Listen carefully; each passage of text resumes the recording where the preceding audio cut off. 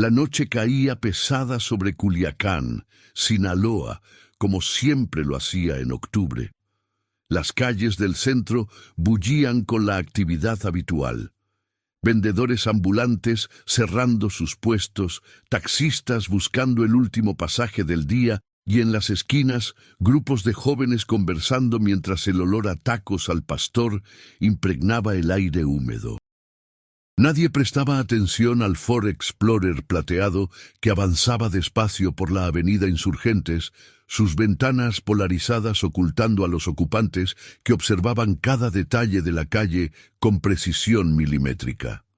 Dentro del vehículo, Héctor Maldonado apretaba el volante con manos sudorosas. A sus 32 años, llevaba casi una década trabajando para el cartel, pero siempre en posiciones secundarias. Conductor, mensajero, vigilante. Nunca el protagonista. Esta noche sería diferente. A su lado, en el asiento del copiloto, Rodrigo el Flaco Salazar revisaba por quinta vez el plano dibujado a mano del almacén. El Flaco era delgado como su apodo indicaba, con ojos nerviosos que nunca dejaban de moverse, siempre calculando, siempre planeando. «¿Seguro que sabes lo que estás haciendo, Héctor?», preguntó el Flaco sin levantar la vista del papel. Su voz temblaba ligeramente, aunque intentaba ocultarlo con un tono de autoridad forzada. Si te está gustando esta historia, suscríbete al canal y déjanos un comentario diciéndonos desde dónde nos estás viendo. Ahora sigamos con lo que pasó esa noche. Héctor asintió, aunque su estómago se retorcía. Llevo 6 meses estudiando los movimientos. Conozco cada cambio de guardia, cada ruta de entrada y salida. Confía en mí. En el asiento trasero, Ismael y Julio permanecían callados, revisando sus herramientas, guantes, linternas, 2 pistolas que esperaban no tener que usar. Ismael era el músculo del grupo, un hombre corpulento de brazos gruesos tatuados con vírgenes y calaveras. Julio, el más joven a sus 24 años, respiraba agitadamente, sus dedos tamborileando contra su muslo en un ritmo ansioso. El plan había nacido 3 meses atrás, en una noche de cerveza y frustración. Héctor había estado transportando dinero del cartel durante años, viendo pasar millones por sus manos sin poder tocar un solo peso. El almacén en la colonia Las Quintas era uno de los puntos de almacenamiento temporal, donde el efectivo se guardaba antes de ser distribuido o lavado. La seguridad era sorprendentemente laxa. El cartel confiaba en su reputación de terror para mantener alejados a los ladrones. ¿Quién sería tan estúpido como para robarle a ellos? «Ahí está», señaló Héctor, reduciendo la velocidad. El almacén era un edificio gris de 2 pisos, con ventanas enrejadas y una puerta metálica que parecía ordinaria para cualquier transeúnte. Solo había un guardia visible, fumando recargado contra la pared, su radio colgando del cinturón. «Mario. Siempre se duerme después de las 10. Le gusta el pisto». Estacionaron 3 calles más allá, en un callejón oscuro donde la luz de los postes no alcanzaba. El aire olía a basura acumulada y a humedad. Héctor apagó el motor y por un momento solo se escuchó la respiración colectiva de los 4 hombres. Era el último momento para echarse atrás. Nadie habló. El Flaco abrió su puerta primero y los demás lo siguieron como autómatas. Caminaron en parejas, separados por una cuadra, aparentando ser simples ciudadanos regresando a casa. Héctor e Ismael llegaron primero a la entrada trasera del almacén. Un callejón estrecho donde los contenedores de basura creaban sombras perfectas. Héctor sacó la llave maestra que había mandado hacer semanas atrás, después de tomar prestada la original durante 10 minutos cruciales. Sus manos temblaban tanto que tardó 3 intentos en insertarla correctamente. «Tranquilo», susurró Ismael, su mano grande posándose en el hombro de Héctor. «Respira». La cerradura cedió con un clic suave. La puerta se abrió hacia un pasillo oscuro que olía a concreto húmedo y aceite de motor. Avanzaron en silencio, sus pasos amortiguados por las suelas de goma de sus zapatos. Héctor conocía el camino de memoria, 20 metros hasta la escalera, segundo piso, tercera puerta a la derecha. El corazón le latía tan fuerte que estaba seguro de que alguien lo escucharía. Arriba, la oficina donde guardaban el dinero tenía otra cerradura, esta más sofisticada. Aquí entraba el flaco con sus habilidades. Se arrodilló frente a la puerta, sacando un pequeño estuche de herramientas. Sus dedos trabajaron con precisión nerviosa, probando diferentes ganzúas, mientras gotas de sudor caían por su frente. 5 minutos. 10. Julio montaba guardia al final del pasillo, su pistola temblando en su mano. «Ya casi», murmuró el flaco. Otro clic, y la puerta se abrió. La oficina era pequeña y desordenada, con un escritorio metálico, sillas plegables y, contra la pared del fondo, una caja fuerte antigua de color verde militar. Héctor sintió que sus rodillas se debilitaban. Allí estaba. 2 millones de pesos en efectivo, esperando ser recogidos al día siguiente por los contadores del cartel. Habían elegido esta noche específicamente porque Héctor sabía que el dinero permanecería aquí, sin vigilancia adicional, confiando en que nadie se atrevería. «La combinación», exigió el flaco sacando su libreta. Héctor se acercó a la caja fuerte, sus dedos tocando el dial frío. Había visto al contador abrirla docenas de veces, memorizando cada movimiento. 32 a la derecha, 18 a la izquierda, 49 a la derecha, 6 a la izquierda. La manija giró y la puerta pesada se abrió con un gemido metálico.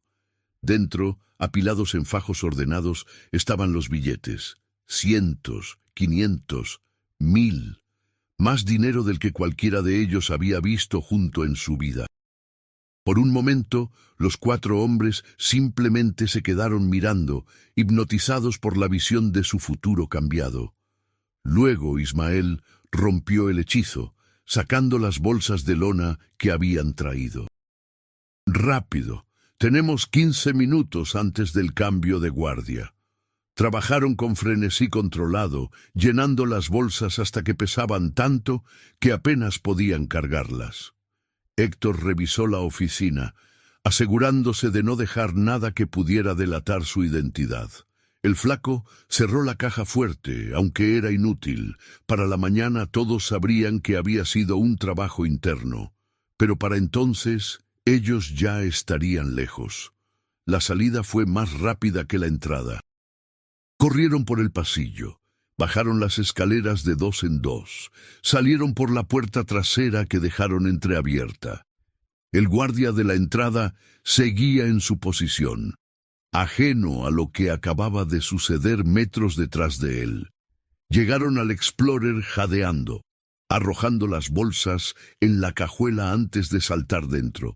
Héctor arrancó el motor y condujo despacio, dolorosamente despacio, resistiendo el impulso de pisar el acelerador a fondo. 1 cuadra, 2, 5. Nadie los seguía. Ninguna sirena rompía la noche. Habían salido limpios. «¡Lo logramos!», gritó Julio desde atrás, su risa histérica llenando el auto. «¡Hijo de puta! ¡Lo logramos!». Pero Héctor no celebraba. Sabía que esto era solo el principio. El cartel no perdonaba. Buscarían, investigarían, torturarían si era necesario. Tenían que desaparecer y rápido. Condujeron durante horas, saliendo de Culiacán hacia el norte, por carreteras secundarias que Héctor conocía de sus años de trabajo. El plan era llegar a Tijuana, cruzar la frontera con documentos falsos que el flaco había conseguido, perderse en Estados Unidos donde el brazo del cartel era más corto. Pero primero necesitaban un lugar donde esconderse temporalmente, donde dividir el dinero y prepararse para la huida final. El flaco conocía una casa abandonada en las afueras de Mazatlán, propiedad de un tío muerto años atrás. Nadie vivía allí. pero la estructura permanecía intacta. Sería perfecta para unas semanas mientras dejaban que las cosas se calmaran. Llegaron al amanecer, cuando el cielo se teñía de naranja sobre el Pacífico. La casa era exactamente como el flaco la había descrito, aislada, rodeada de terreno baldío, con paredes descascaradas, pero techo sólido. Entraron cargando las bolsas, sus cuerpos exhaustos por la tensión de las últimas 24 horas. La sala estaba vacía, excepto por muebles cubiertos de polvo y telarañas en las esquinas. Vaciaron las bolsas sobre el piso de concreto, y nuevamente se quedaron hipnotizados por la montaña de billetes. 499.000 cada uno, calculó el flaco después de contar meticulosamente durante 2 horas. Sobran 4.000. Podemos usarlos para gastos. Dividieron el dinero en 4 partes iguales, cada uno llenando su propia bolsa. La realidad comenzaba a asentarse. Eran ricos, relativamente. Lo suficiente para comenzar de nuevo, para escapar de la vida que los había atrapado en la violencia y el miedo. Héctor pensó en su madre en Guadalajara, en cómo podría enviarle dinero anónimamente, asegurarse de que pasara sus últimos años con comodidad. Pero primero tenían que sobrevivir. Los días en la casa de Mazatlán se convirtieron en semanas. Héctor insistía en ser cautelosos, en no llamar la atención. Compraban comida en pequeñas cantidades en diferentes tiendas, nunca en el mismo lugar 2 veces. Evitaban hablar con vecinos inexistentes. Por las noches jugaban baraja a la luz de velas, porque encender demasiadas luces podría atraer curiosos. Julio era el más impaciente. ¿Cuánto tiempo más vamos a esperar aquí? Ya pasó 1 mes. Deberíamos estar en Tijuana ya. Las cosas no se calman en 1 mes, respondió Héctor, mirando por la ventana hacia el camino de tierra que llevaba a la propiedad.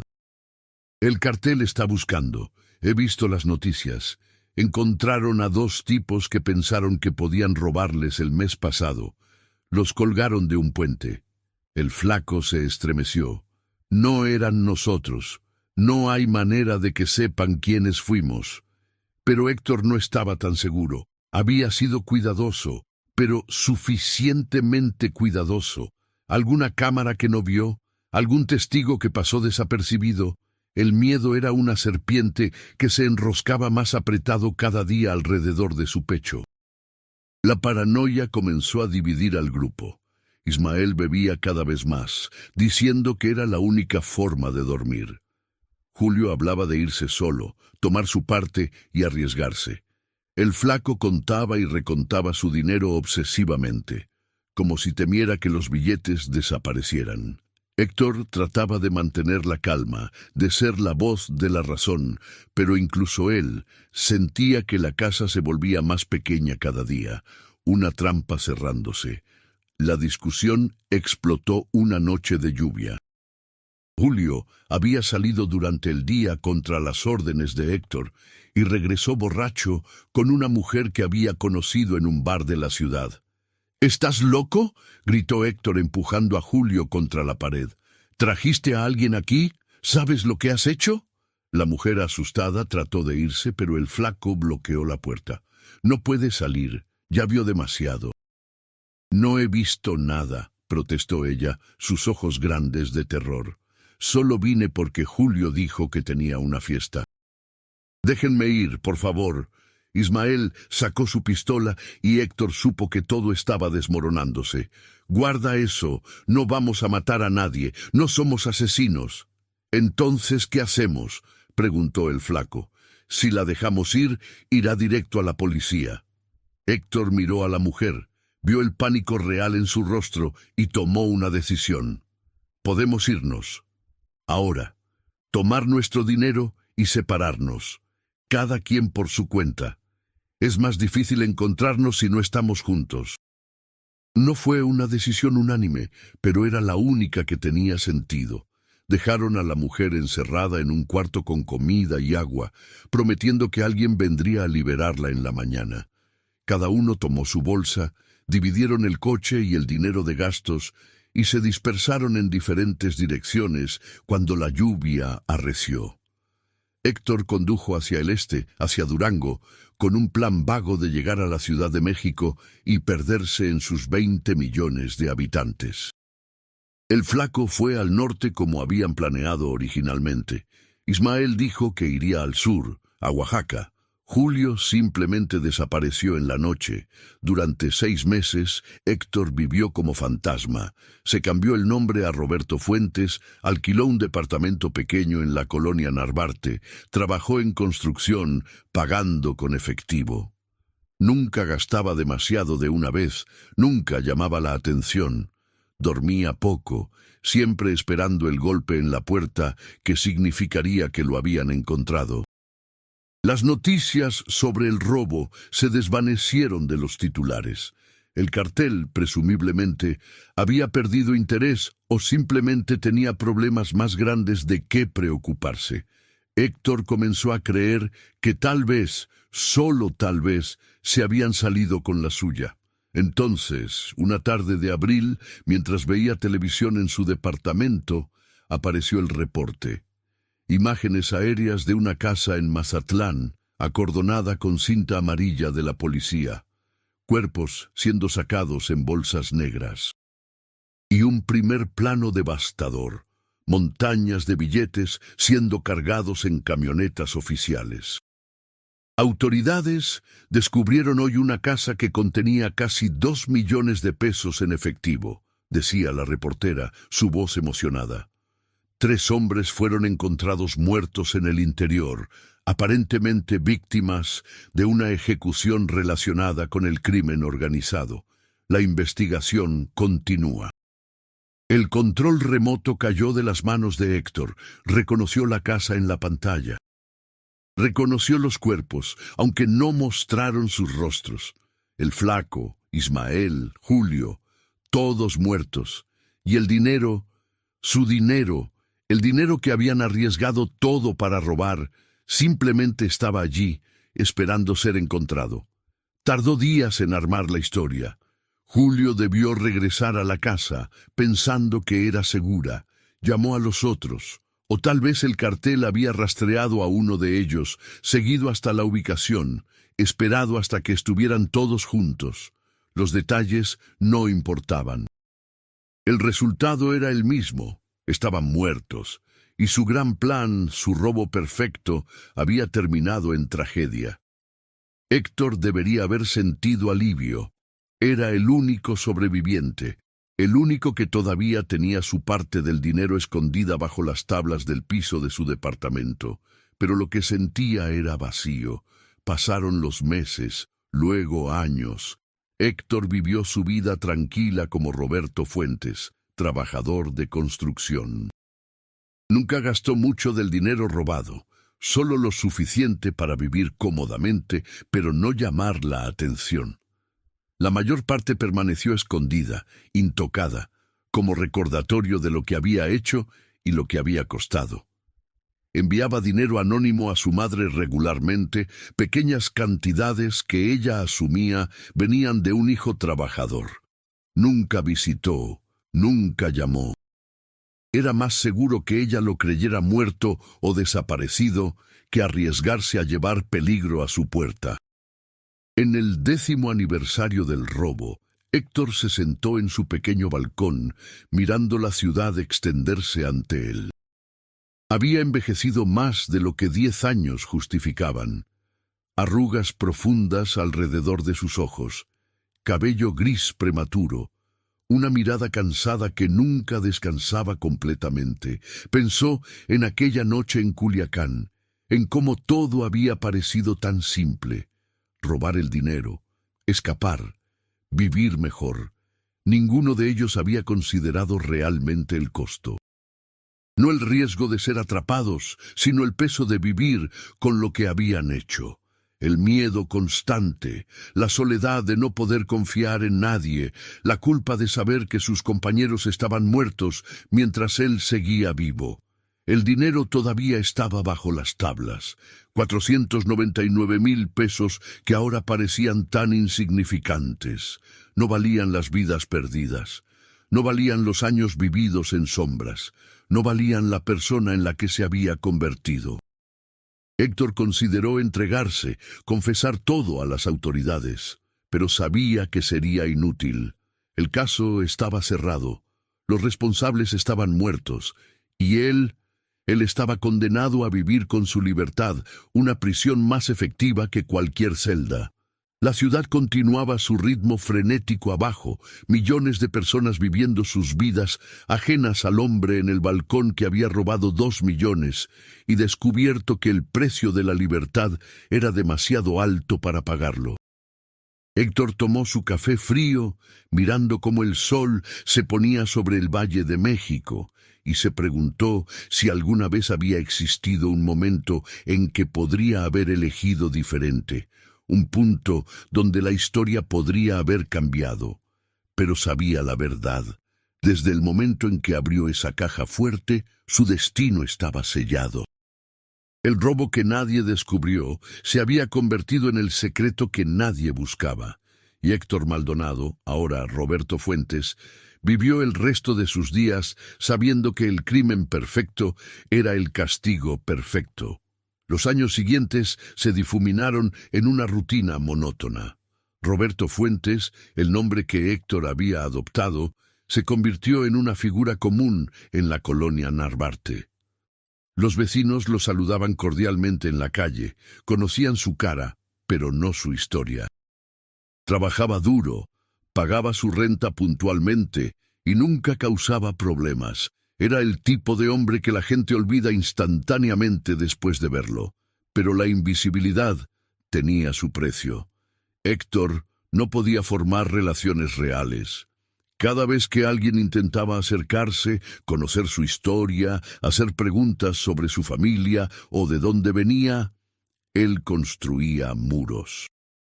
Una mentira llevaba a otra, y pronto las mentiras se volvían tan complejas que tenía que escribirlas en un cuaderno escondido, memorizando cada detalle de su identidad falsa para no contradecirse.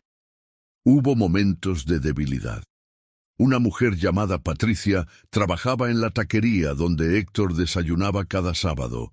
Era amable, de ojos cálidos y risa fácil. Comenzó a guardarle el mejor asiento, a prepararle sus tacos favoritos sin que los pidiera. Después de meses de conversaciones ligeras, ella finalmente reunió el valor para invitarlo a tomar un café. «No puedo», había dicho Héctor, viendo cómo la luz en los ojos de Patricia se apagaba. Quiso explicar, decirle que no era personal, que ella merecía a alguien mejor que un hombre construido sobre mentiras y dinero manchado de sangre. Pero solo repitió, «No puedo». Dejó de ir a esa taquería. Era más fácil que enfrentar su decepción. La paranoia, que había disminuido con los años, nunca desapareció completamente. Héctor desarrolló rituales. Cada noche antes de dormir, verificaba las cerraduras 3 veces. Mantenía una bolsa preparada junto a la puerta con ropa, documentos falsos de respaldo y suficiente efectivo para desaparecer en minutos. Estudiaba cada rostro nuevo en la calle, buscando señales de reconocimiento o amenaza. El dinero bajo las tablas del piso se convirtió en un problema diferente con el tiempo. Los billetes se deterioraban, afectados por la humedad a pesar de sus esfuerzos por protegerlos. Héctor tuvo que desarrollar un sistema cuidadoso para cambiarlos gradualmente por billetes nuevos. Una tarea que requería visitar diferentes bancos en diferentes partes de la ciudad, cambiando pequeñas cantidades que no levantaran sospechas. Fue durante uno de estos intercambios que casi lo atraparon. Estaba en una sucursal bancaria en la colonia Roma cuando el cajero frunció el ceño mientras examinaba los billetes que Héctor había entregado. «Estos billetes son bastante viejos», comentó el cajero, un joven que no podía tener más de 25 años.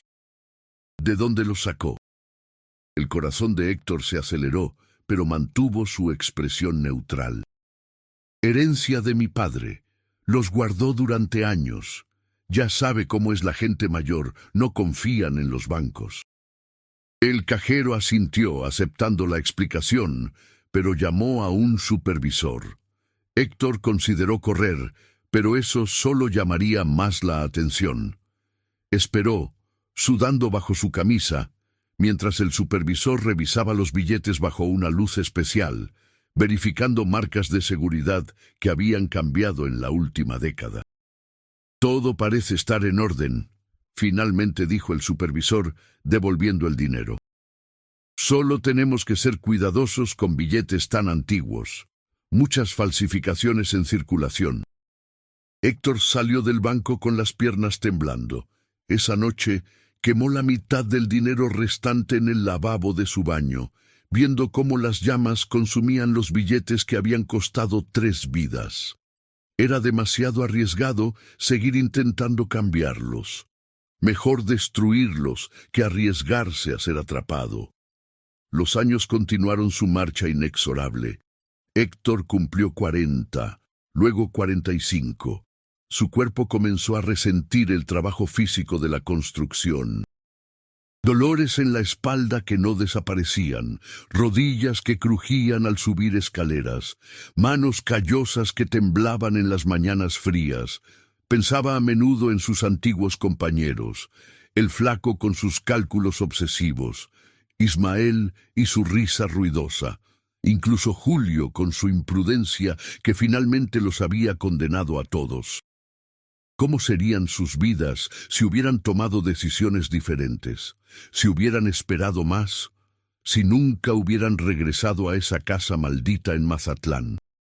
Pero Héctor sabía que estas preguntas no tenían respuesta.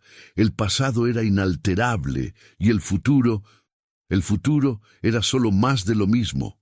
Más días grises, más noches solitarias, más años vividos bajo un nombre que no era el suyo. Un día, mientras trabajaba en un edificio nuevo en Polanco, Héctor escuchó una conversación que le heló la sangre. 2 albañiles hablaban durante el descanso, compartiendo un cigarro mientras descansaban en vigas de acero. ¿Oíste del tipo que encontraron en Tepito?, decía uno. Llevaba años escondido después de robarle al cartel. Pensó que lo habían olvidado. Lo encontraron de todos modos. Esos cabrones nunca olvidan, respondió el otro. Pueden tardar 10, 20 años, pero siempre cobran sus deudas. Héctor se alejó antes de que notaran su interés. Esa noche, en su departamento, sacó el dinero restante de su escondite. Quizás 50,000 pesos quedaban del $500,000 original. El resto había sido gastado cuidadosamente a lo largo de los años, o destruido cuando el riesgo de cambiarlos se volvió demasiado grande. Miró los fajos gastados y se preguntó, ¿había valido la pena? ¿Estos papeles justificaban una vida vivida en sombras?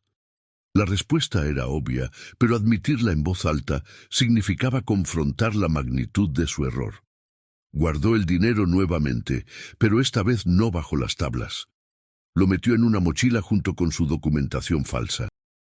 Si venían por él, al menos no moriría acorralado en un departamento estrecho. Saldría corriendo, como había hecho aquella noche hace tantos años, cuando todo parecía posible y el futuro brillaba con promesas de libertad.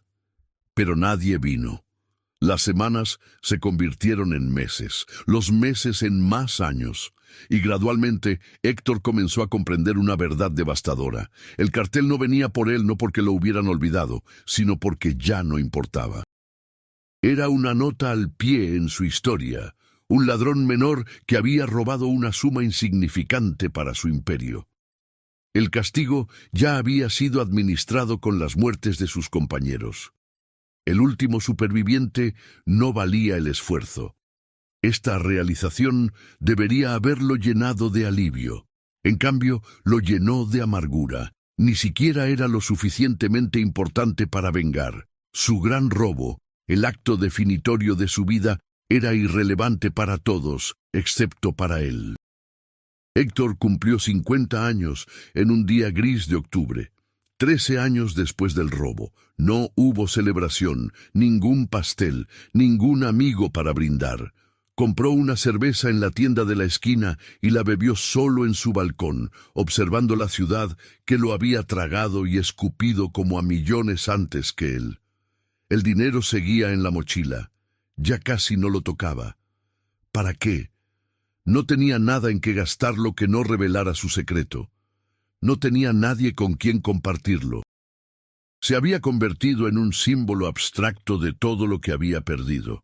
Amigos, familia, identidad, futuro. Esa noche, mientras la ciudad zumbaba con vida abajo, Héctor Maldonado, el hombre que una vez había robado 2 millones y escapado, tomó una decisión. Escribió una carta, su primera comunicación honesta en 13 años. Fue breve, directa y sorprendentemente simple. Madre, soy yo, Héctor. Sé que pensaste que estaba muerto o desaparecido. Cometí errores terribles y he vivido escondiéndome de ellos.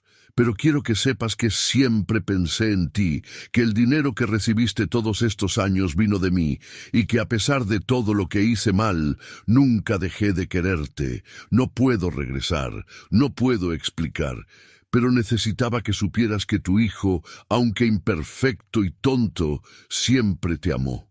Perdóname. Envió la carta sin remitente, sabiendo que era arriesgado pero necesario.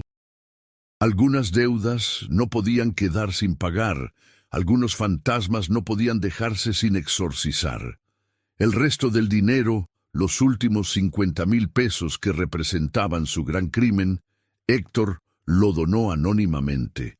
Lo dejó en sobres en iglesias, en clínicas comunitarias, en escuelas de barrios pobres, no porque creyera que esto expiaría su culpa, sino porque ya no quería el peso de cargarlo. Con el dinero también desapareció algo de la carga. Héctor no se volvió repentinamente feliz o libre.